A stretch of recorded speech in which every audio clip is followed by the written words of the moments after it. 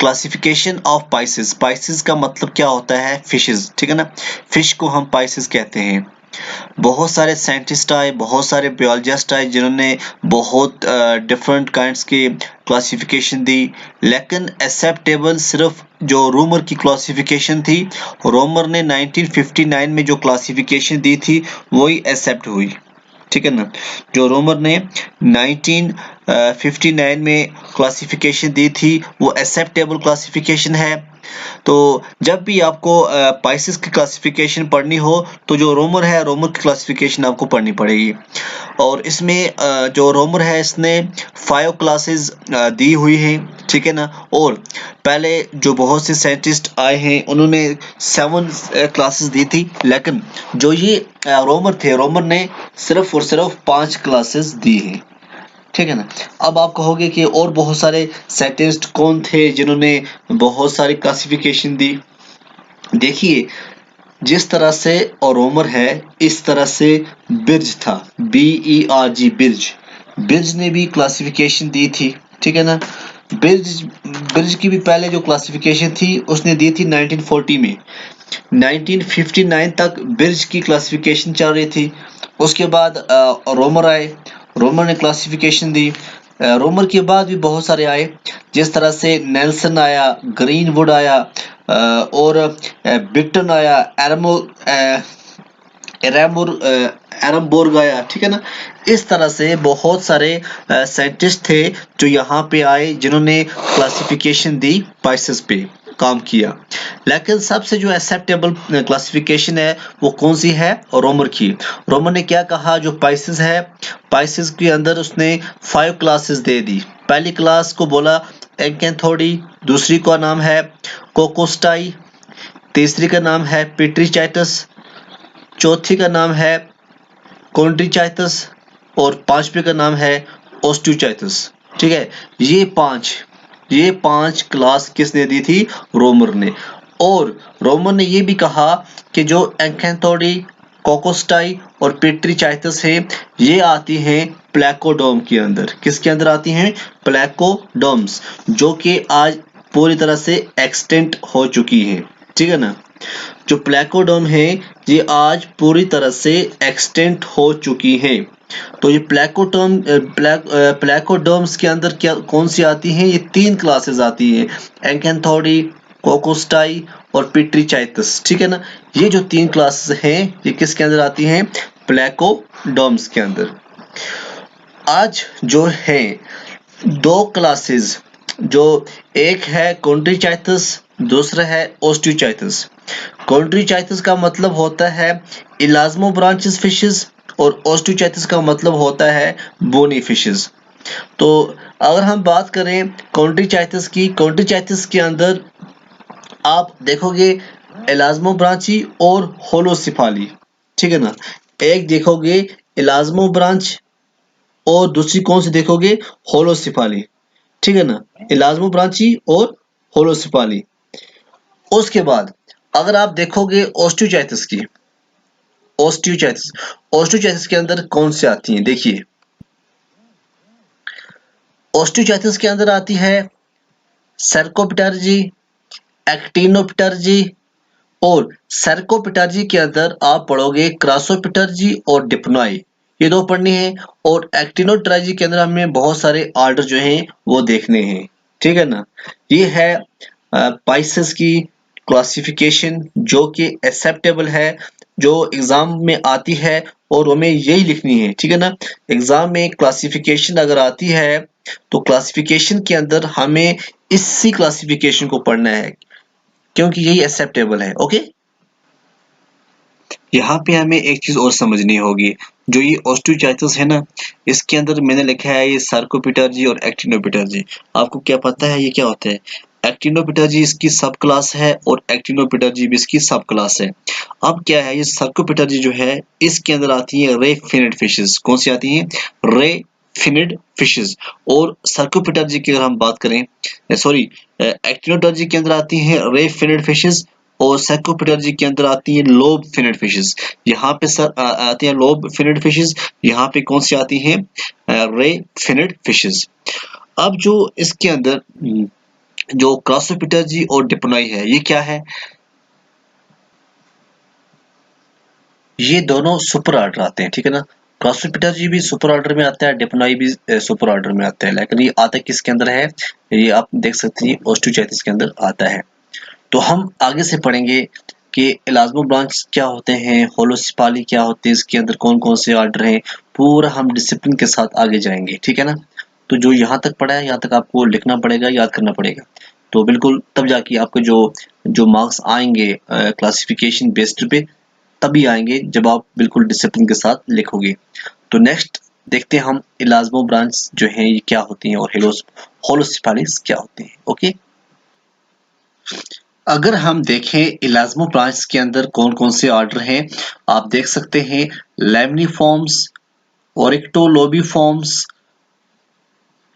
कैर्निफॉर्म्स, स्क्वेलिफॉर्म्स, राजिफॉर्म्स, परिस्टिफॉर्म्स, टॉर्पीडिनिफॉर्म्स, माइल्यूबैटिफॉर्म्स। ये इसके अंदर ऑर्डर्स हैं। किसके ऑर्डर्स हैं? इलाज्मो ब्रांच के अंदर ऑर्डर हैं। ये देखिए आप, स्पाइनी डॉगफिश जिसको हम स्कोलेडॉन्स भी कहते हैं, इसकी इमेज है। स्केट, ये स्केट की इमेज है ना। तो जो ये ऑर्डर्स हैं ये इलाज्मो ब्रांच के अंदर आते हैं, ठीक है ना।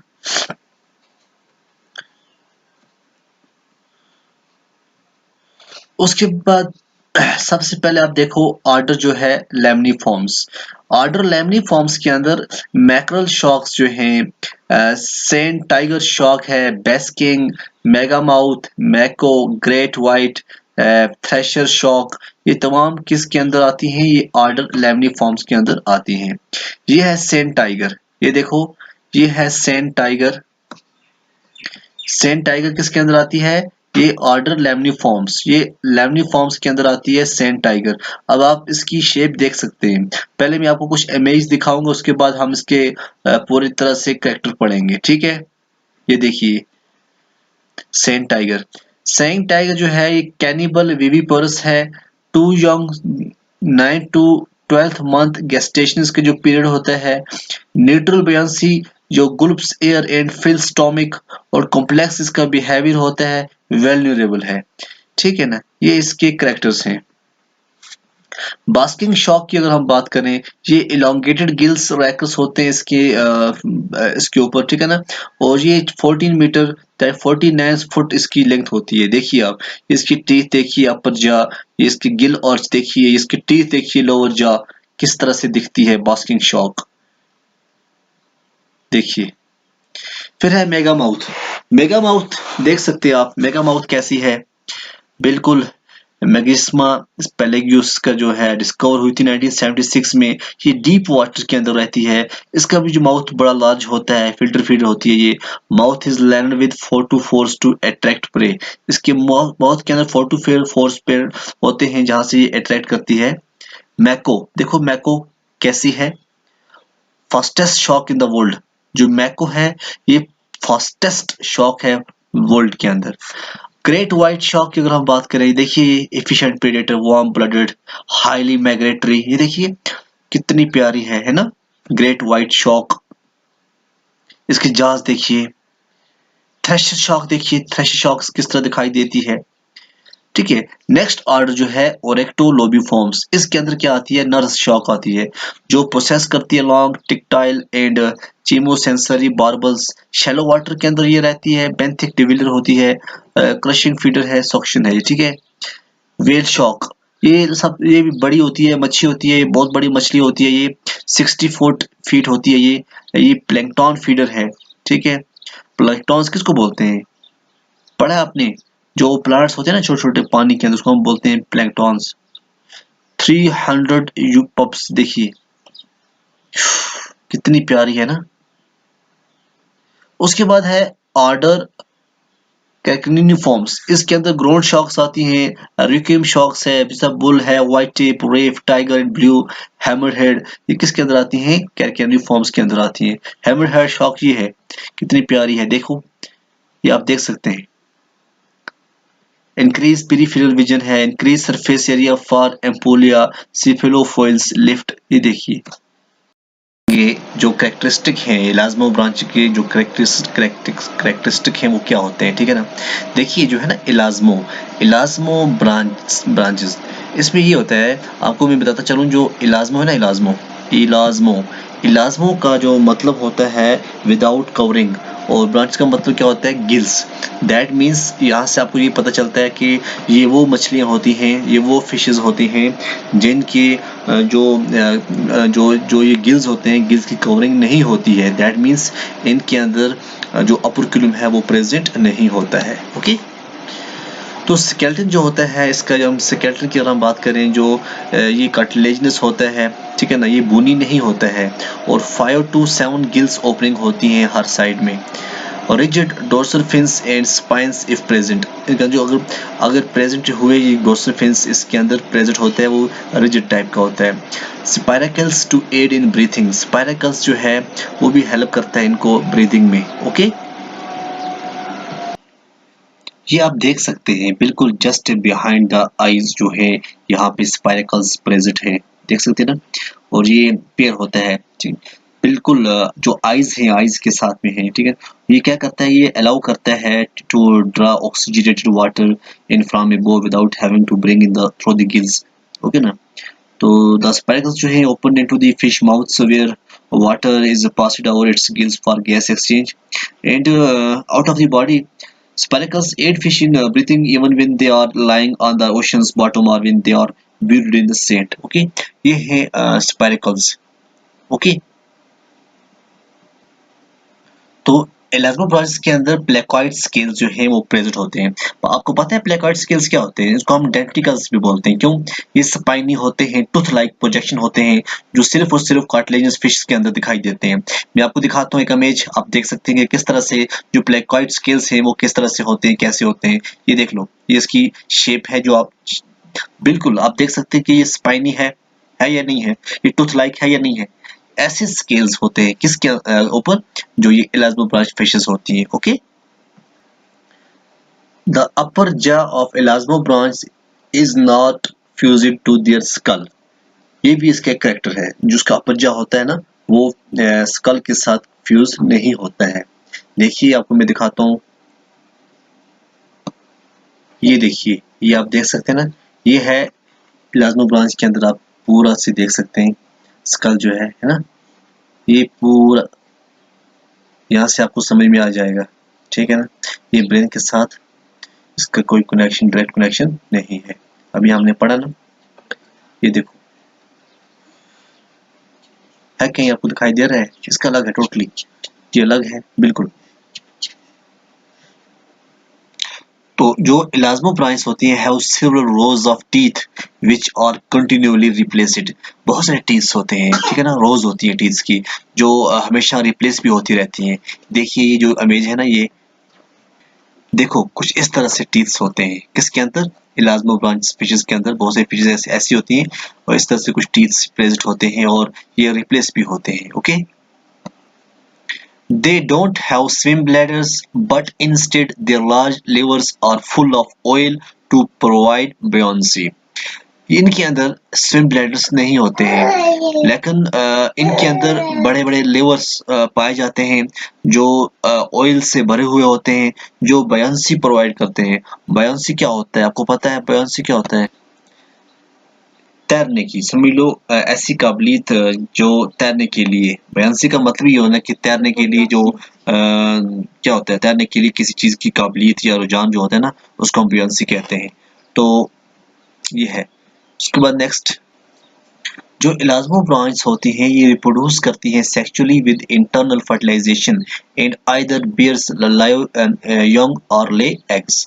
ओके, ये जो इलास्मोब्लास्ट होती है ये प्रोड्यूस करती हैं सेक्सुअली और इंटरनल फर्टिलाइजेशन, और ये कभी यंग बच्ची भी देती हैं और या फिर एग को भी ले करते हैं। ओके, देखिए जो होता है ना, जो एग लेइंग, जो होता है एग लेइंग, जब ले एग करते हैं उस प्रोसेस को हम क्या कहते हैं? ओवीपैरिटी। ओवीपैरिटी। और जब वो लाइव यंग्स जो होंगे उसको हम क्या कहते हैं? विविपैरिटी। ओके, विविपैरिटी या फिर हम कहेंगे इसको और क्या है? ओवीपैरिटी। ये दोनों कैरेक्टर इसके अंदर होते हैं इलास्मोब्लास्ट के अंदर, ठीक है ना। अगर हम टाइप्स की बात करें, जो टाइप्स ऑफ इलास्मोब्रांच क्या कितनी होती हैं, there are over 1000 species in class elasmobranchii include the southern stingray, whale shark, basking shark and the short fin mako shark। ठीक है ना, कितनी इस टाइम 1000 स्पीशीज जो हैं इलास्मोब्रांची के जो इस टाइम हैं मौजूद हैं, ठीक है ना। The classification of elasmobranchs have undergone revision again and again। कई बार इसकी क्लासिफिकेशन नई नई तरह से आई, जो भी आजकल चलती रहती है, ठीक है ना, रिवाइज होती रहती है। अब जो रिसेंट मॉलिक्यूलर स्टडी जो देखी गई स्केट्स के अंदर, तो वहाँ पे कुछ चीज़ें डिफरेंट देखी गई। उससे क्या हुआ, उससे अलग से इसको और इसकी क्लासिफिकेशन में और थोड़ी तब्दीली आ गई, ठीक है ना। तो इसमें जो इलास्मोब्रांच के अंदर बहुत सी स्पीशीज जो थी अब वहां से निकाल दी गई। Difference between sharks and skates or rays are that sharks swim by moving their tail fin from side to side, while a skate or ray may swim by flapping their large pectoral fins। अब देखो दो difference आ गया, अब उठा के अलग कर दिया। तो rays are adapted for feeding on the ocean floor. तो ये चीजें हैं जो आप देख सकते हैं जो इलास्मोब्रांच के अंदर होती हैं। ओके, हम बात करेंगे अब एवोल्यूशन। एवोल्यूशन क्या है इलास्मोब्रांच का, कहां से एवोल्यूशन हुआ। The first sharks were seen during the early Devonian period about 400 million years ago। कब? 400 मिलियन years ago की बात है, जब डिवोनियन पीरियड में सबसे पहले जो शार्क है वो देखी गई। They diversified during the Carboniferous period, but many types went extinct during the Big Permian Triassic extinctions। यहाँ पे बहुत उसके बाद ऐसा पीरियड भी आया जहाँ पे बहुत सी स्पीशीज नहीं आई, बहुत सी स्पीशीज खत्म हो गई।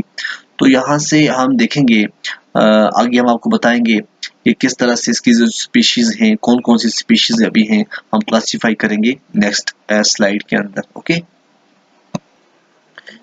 देखिए जो इलास्मो ब्रांची है टू सब क्लासेस।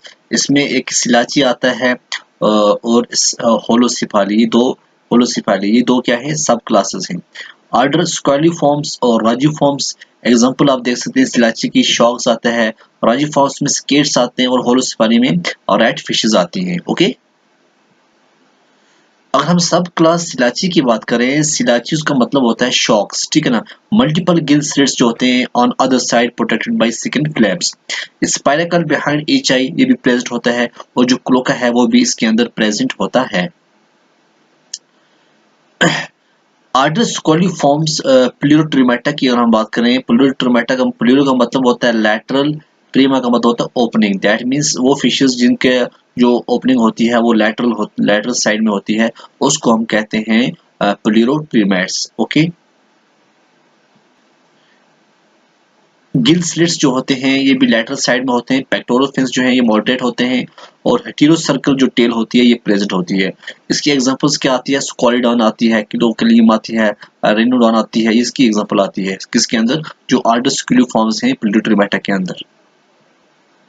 ये है two sharks. Okay, Sphyrna zygaena, zebra shark, Mustelus और हिप्पेटेनकस। ये देखिए ये ट्रू शॉक्स हैं। ये चार शॉक्स आपको नजर आ रही है, इनको हम कहते हैं ट्रू शॉक्स। अगर हम ऑर्डर रेजिफॉर्म्स की बात करें, हाइपोट्रीमेटा जिनको कहते हैं, हाइपो का मतलब होता है बिलो, ट्रेमा का मतलब होता है ओपनिंग। इनकी जो ओपनिंग होती है वो बिलो साइड में होती है। बॉडी डिप्रेस्ड होती है, डोर्सोवेंट्रली फ्लैटन होता है। गिल स्लिट जो होते हैं ये 5 पेयर्स के होते हैं, लेकिन ये वेंट्रल साइड्स में आपको नजर आएंगे। पेक्टोरल फिन्स जो होता है ये इनलार्ज होता है, फ्यूज्ड होता है हेड और बॉडी के साथ। स्पाइरकल्स जो है ये बड़े-बड़े होते हैं, हाईली फंक्शनल होते हैं, जिस तरह स्केट्स के अंदर आपने देखे होंगे बड़े-बड़े, ओरेज, ट्राइगॉन, टॉर्पीडो, माइलोबेटस, रेनोबेटस, इनके अंदर जो है ये बड़े-बड़े होते हैं। ये आप देख सकते हैं स्केट्स, ये कॉमन राजा है पैसिफिक व्हाइट स्केट, देखिए स्पाइरकल्स बड़े-बड़े, ये डायप्टोरस है, ओसिलेट स्पॉट स्केट है, ये देखिए ना, ये इसको हम कहते हैं स्केट्स। ओके, रेज, टॉर्पीडो, ट्राइगन, माइलोबेटस और रेनोबेटस, ये तमाम के तमाम क्या हैं, रेज हैं। कितनी ब्यूटीफुल रेज है ना। होलोसिपाली की अगर हम बात करें, ये एंटायर होता है, सिपाली का मतलब होता है हेड, सिंगल गिल ओपनिंग होती है, other side covered by fleshy operculum, no spiracles, no cloaca, no scales. Jaws जो होते हैं वो टोटल। देखिए इसके अंदर क्या आता है, सब क्लास होलोसिफाली के अंदर चिमारास आता है, जिसको हम गोस्ट फिश कहते हैं। गिल स्लिट्स जो हैं कवर होते हैं ओपर्कुलम के साथ, और स्पायरल जो है स्पायरल क्लोज होते हैं, एबिनेंट शेप्ड होते हैं। जाज जो होते हैं with tooth plates. Single nasal opening होती है विदाउट स्केल्स, जो एसेसरी क्लैस्पिंग ऑर्गन्स होते हैं मेल के अंदर। लैटरल लाइन जो है इन ओपन गुरु ये होती है चिमारास के अंदर। ये है होलोसिपाली की सब। नर्वस सिस्टम जो होता है सेरिब्लम जो होता है छोटा होता है, और जो मेडोला ओब्लिगांटा है ये प्रोड्यूस लैटरली इनटू रेस्टिफॉर्म बॉडीज़। ये इसका nervous system. Digestive system, the mouth is holocephally small as compared to the wide mouth of elasmo branch। ठीक है ना, इलाजो ब्रांच में थोड़ा बड़ा होता है, इसके अंदर छोटा होता है। It is bounded by 3 lips like fold and equipped with the tooth plates having irregular surface and sharp cutting edges। ये इसका डाइजेस्टिव सिस्टम के बारे में। यूरिजेनिटल जो सिस्टम है, जो किडनी होती है होलोसिफेलिंग्स के अंदर, ये ओपिस्थोनिफ्रिक होती हैं। लार्ज नंबर ऑफ यूरिनिफेस ट्यूब्यूल्स इसके अंदर प्रेजेंट होते हैं, and build upon the basic pattern on other fishes, जिस तरह से और फिशेस के अंदर होती हैं। तो नेक्स्ट हमारा रहेगा, नेक्स्ट वीडियो हम लेके आएंगे ओस्टियोचाइटिस के बारे में, बोनी फिशेस के बारे में अलग सी वीडियो लाएंगे, क्योंकि ये वीडियो बहुत बड़ा हो गया है। इतना वीडियो ये काफ़ी है, आप नोट कर दीजिए।